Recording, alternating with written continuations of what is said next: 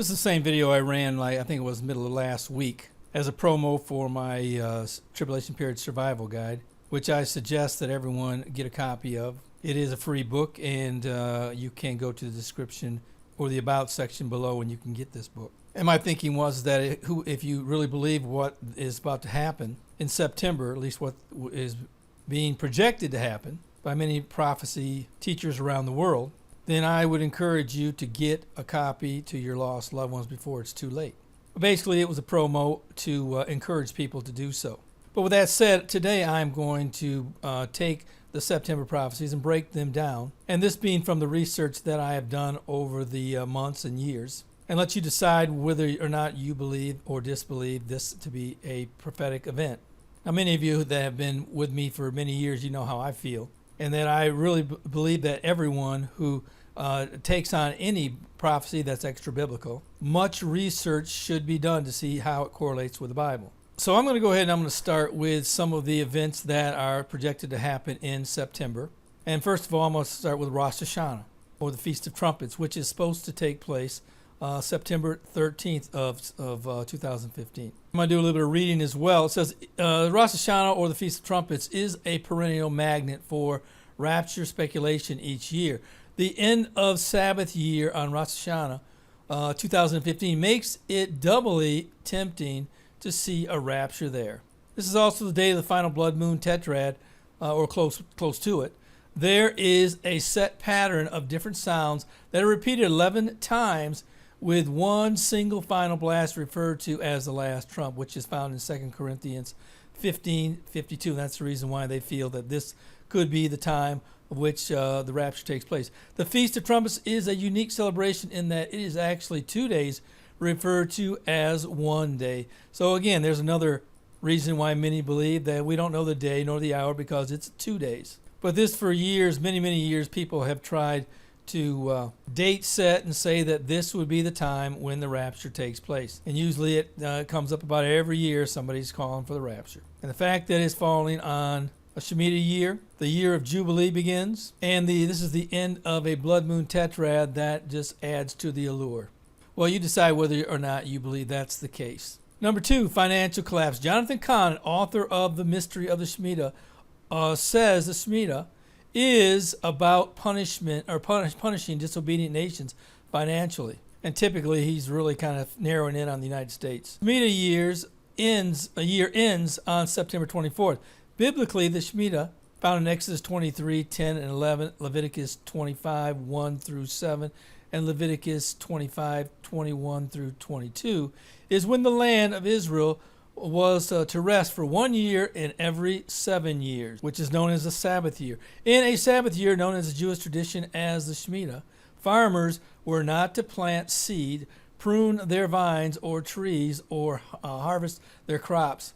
For that year, the land became public property, and anyone could take whatever grew by itself according to their needs. The Shemitah was also a time for cancellation of debts. And what many who are taking on this theory believe is that the year of Shemitah will either be a day of judgment or will it be a day of prosperity for whatever country follows what the Lord has for them. And certainly the United States is a nation under God, or at least it used to be. And what Mr. Khan is saying is that over the years, 2008, 2001, which was the time when the towers came down, 9/11, and 2008 was when the housing crisis took place. And the next 7 years is in September of 2015. So what he's trying to say is there have been a series of financial and political disasters that have taken place over the last at least 2 years. Now, of course, in 1987, we also had Black Monday. But the only problem is that in 1994, which would have been the next Shemitah year, the United States was in a boom market at the time. In other words, we were doing financially very well. And on top of that, it was the Clinton years, and under his reign, we definitely weren't following what the Lord wanted us to do. So I'm having a hard time with that theory, but if any one of the theories of what I'm going to talk about today I believe is probably on target to some degree, it is this. Let me go on and read. It says, the Shemitah year was also a time of cancellation of debts. Shemitah is a double-edged sword, though. It can be a year of blessing for those countries, people groups that obey God, or a time of economic disaster for those who do not obey God. September 24th will determine that. That will be the end of the Shemitah year. This will also bring in the year of Jubilee, which is a 50-year time mark for on the Jewish calendar. Only problem with that is that no one really knows if that's correct. If this calendar that they're using to determine all these dates is correct because of the fact that the Israelis were were expelled from their land for thousands of years. So no one's really sure if, in fact, we are going to be in a Jubilee year next year, at the end of September or not. But we'll say that it is. Okay. Secondly, Sir Isaac Newton. And I find this quite interesting. It says before his death in 1727, it is alleged that Sir Isaac Newton, the famous physicist and devout follower of Christ, concealed a prophetic script in one of his journals. These writings contain important information related to Israel and the end times events. The manuscripts are detailed in the book Newton's Riddle. Interestingly enough, Newton's calculations point to something occurring on September 23, 2015. Many believe his riddle points to a financial collapse. So here are two circumstances that are pointing to a financial collapse in the area of about a month and a half. Now, I don't know what God's got in mind for the United States or for the world, but I know one thing: unless a divine miracle takes place, there will be no financial collapse in a month and a half. That's simply not the way the economy works. There would have to be something of historical proportions that would have to take place, like the rapture of the church, for there to be some type of worldwide collapse. So I don't know how much validity I would put in this particular situation here. And frankly, I don't see a financial collapse even before the end of the year. Certainly Russia's not looking too good, and China, they are manipulating their currency, and they're not in good shape either. But they're not going to collapse over the next 2 months or 3 or even before the end of 2015. They both have enough in some type of sovereign wealth fund to weather any storm for long periods of time. And the United States is at a pretty good unemployment rate of about 5.3 or somewhere in the neighborhood nationwide. And of course, someone's going to say, well, it's probably double that. Well, back when we were in a boom, it was and things were going great back in the 90s. It was somewhere around 4 or 5% as well. And of course, it was double that too, but we still had a great economy. Now, I'm not trying to compare the 90s with what's going on right now because our economy is not that solid, but it's certainly not on the verge of collapse. Next on the list, martial law, Jade Helm. This U.S. domestic military exercise started in July and ends on September 15, 2015, just 1 week prior to September 23rd. It is the focus of much conspiracy theory, such as being a pretext to install martial law and allow Obama to stay in office, or that Christians will be put in FEMA concentration camps.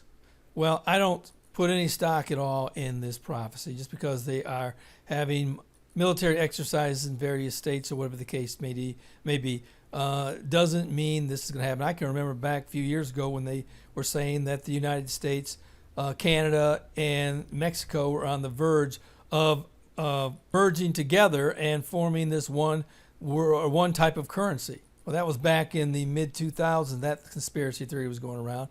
And this will be another conspiracy theory that will come and go and will die out.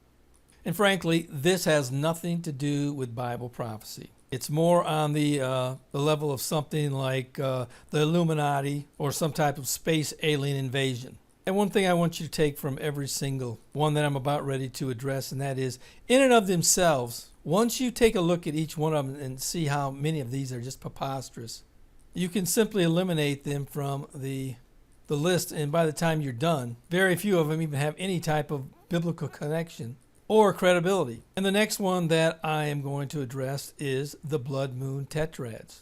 I've always said that, listen, without the blood moon tetrads, which is the granddaddy of the September supposed prophetic events, without that, we wouldn't be talking about the other ones. The fact that, so I put it a situation like this. I have the big blood moon in the middle, and I have a lot of little legs that go out that connect to all these little smaller prophecies, such as Jade Helm and things of that nature. But without, like I said, without the blood moon tetrads, we wouldn't even be talking about the other prophecies, or as I've said, the supposed prophecies. But let's go on with this. It says the lunar eclipse tetrad of 2014 and 2015 in September 28th, 2015, and this has been associated with everything from the Great Tribulation period, the rapture, and or something big for Israel and the world. Now let me start out by saying this right here. When this was first discovered by Mark Blitz, this was before 2008, he said that because the last tetrad would be, or the last blood moon of the tetrad would be September 2015, that the tribulation period,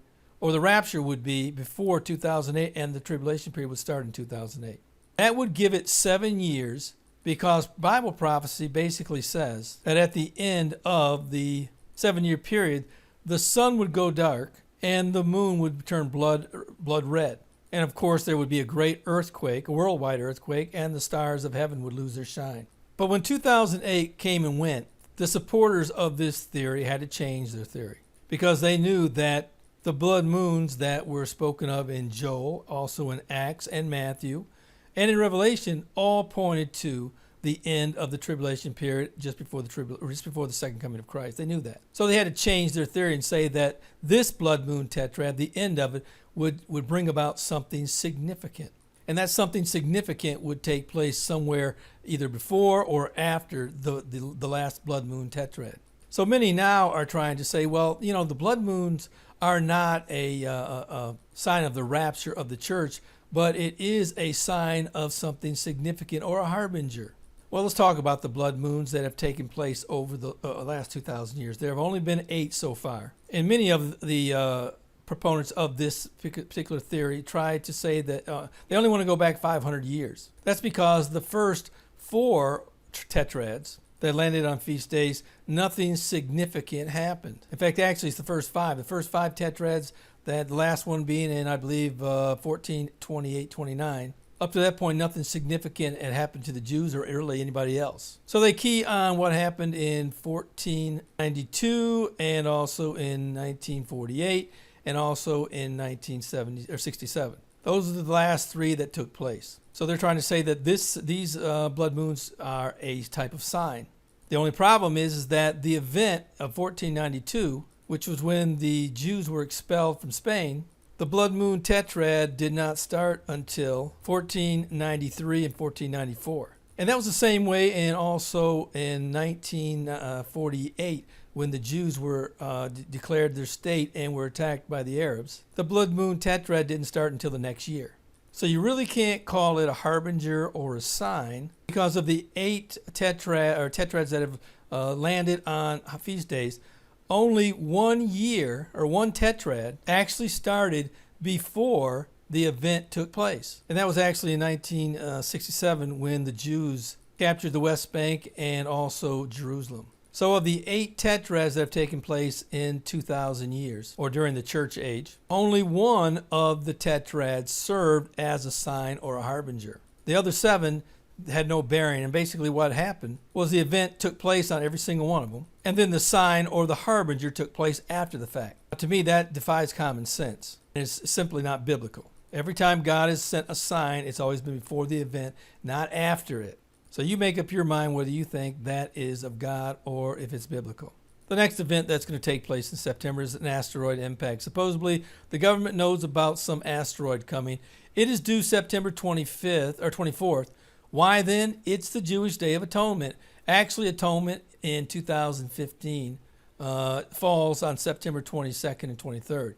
So they have their dates mixed up to support their theory in an attempt to connect it to the Bible. So I'll let you make your decision on that. I don't foresee an asteroid hitting the U.S. Or anywhere in the world on that date. In fact, the only next asteroid that will hit will be the one that will hit during the tribulation period. Next on the list is CERN, speculation that the end of the world can happen because of the Large Hadron Collider, which is LHC, will open the abyss in September of 2015.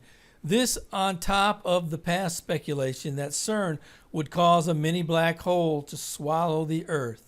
There's also a theory speculating that this giant collider will eventually open up the abyss and free the demon locusts, creatures of Revelation 9, 1 through 11. Now, this is at the sounding of the fifth trumpet, where the Bible says that an angel, or some people believe it's Satan, some people believe it's Jesus himself, but anyway, some majestic being is going to open up the abyss and is going to free these demons, and they are going to go throughout the world and torment man by stinging them with their stinging tails of a scorpion. The one thing that catches my mind most of all is that where is the abyss? We know that the abyss is a waiting place. Some believe it's hell, but this is more in line with science fiction than it is with reality. No man on earth knows where the abyss is or the opening of the abyss. So I don't foresee that day coming in September when the abyss is going to be opened. So this is just one more event that I would cross off the list. Here's something that's got a little bit of pub, basically, and it's the Pope's visit to the U.S. and to the UN. Pope Francis, who some speculate or suspect to be the false prophet of Revelation, some people also believe him to be the Antichrist, will be meeting Barack Obama on September 23rd, 2015. Many are suspecting this meeting will coincide with catastrophic events taking place, allowing these and other leaders to usher in a new world order and help control the widespread chaos that would ensue from a natural or man-made disaster. Now again, there is nothing biblical about this at all. Somebody just out of the figment of their imagination said, hey, the Pope's coming to the United States. And all these events that are supposedly prophetic are happening in September, and the blood moons are taking place in September. Why don't we just say that this is going to be the day, since many people believe that Barack Obama is the Antichrist or the false prophet, whichever side of the room you're on. They're going to be getting together, and he's also going to the UN. Why don't we just try to turn this into a new world order event? Well, that's basically what they've done. They've also added a widespread chaos and a ensuing natural or man-made disaster to throw in for good measure. So again, you decide whether or not you want to take that. Last but not least, the last one I want to touch on is the climate chaos. On May 13, 2014, French Foreign Minister Laurent Fabius announced that we were on the edge of the abyss and had 500 days to avoid climate chaos. Exactly 500 days from that speech date is September 23rd, 2015. So you can see a pattern here. Many are honing in on this September 23rd, 2015 date. But again, this is not biblical, and it really has nothing to do with prophecy. It's just talking about some obscure foreign minister who got up and said we're 500 days away from climate chaos, and in a month and a half, this place is our world as we know it is going to change forever. So what is the message that I'm trying to bring to you?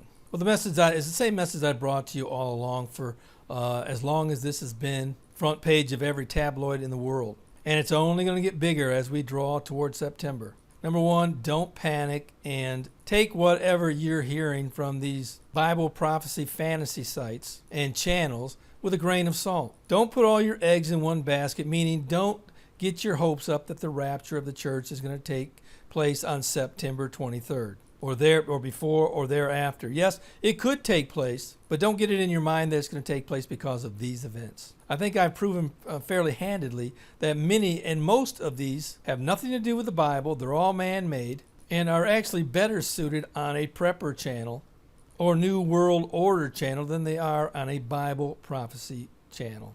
And you know, the worst part about this whole situation is that many in the supposed Christian Bible prophecy world are playing this up to the hilt for the simple fact of either making more money or increasing their viewership. I mean, if I was smart and I wanted to raise my viewership like everyone else on YouTube, I would take this to the hilt and play it out like everybody else is and simply lie about the whole thing. I mean, the bottom line is these people are intelligent people. They know what they're saying is not the truth. But yet, for the sake of viewership or money or whatever the case is, they continue to play this out knowing that September is going to come and go. And I frankly don't know what they're going to do the day after. But if it's anything like the past hoaxes that I have seen, they'll come and go and they'll just go on to the next one.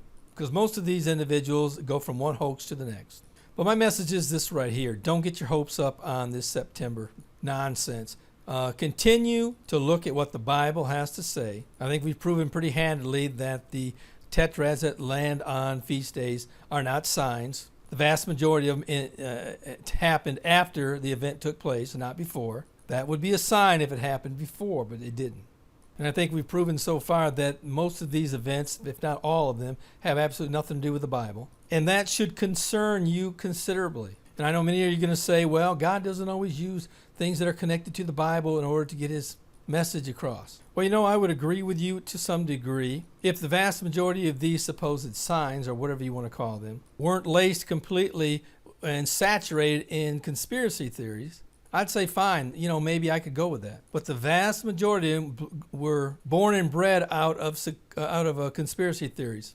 And frankly, the only thing they have in common is that they're going to happen in September. And certainly there are a few more that I left out, but they're more insignificant, and they have very little, if any, credibility in my opinion. So I didn't really want to bring them up because this video was getting a little long. But these are the main ones of the September 2015 signs. I just wanted to bring this to my readers or my listeners or viewers so they can decide with common sense what they believe. And I have no doubt that this will serve to be just another false alarm that people will look at and say, where is the coming of the Lord? Since the beginning, or the fathers, they've been saying that he was going to come. And this is just another attempt at us crying wolf, and it gives the world just another opportunity to laugh in our face. And mainly because we no longer look at what the Word of God says, but we're taking senseless conspiracy theories and combining them with what we think the Bible has said and calling it prophecy. Well, I hope once it passes, I hope this will teach us a lesson, and we'll finally learn that no man knows the day nor the hour when the Lord's going to come. We must stick with what the Bible says, and that we are to wait on the Lord and to look for the season in which he will come back. And I do believe we're in that season. Like I said, I believe the rapture could take place tomorrow. I believe the rapture could take place in September or October or November or December. But it's not going to be because of these particular fantasy prophecy signs that many have tried to connect. And my last thought is that if you don't know the Lord, today is the day of salvation. 150,000 people die every day. Many of them will never live to see those fantasy prophecies. What I mean by will never live to see September. Their destiny will be determined today. And of that 150,000 that will die today, the Bible says that the vast majority will end up in a burning hell. Don't let that happen to you. Don't be part of that statistic. Come to the Lord today, accept him as Savior, and live for him. Well, this is Terry Malone with the Calvary Prophecy Report.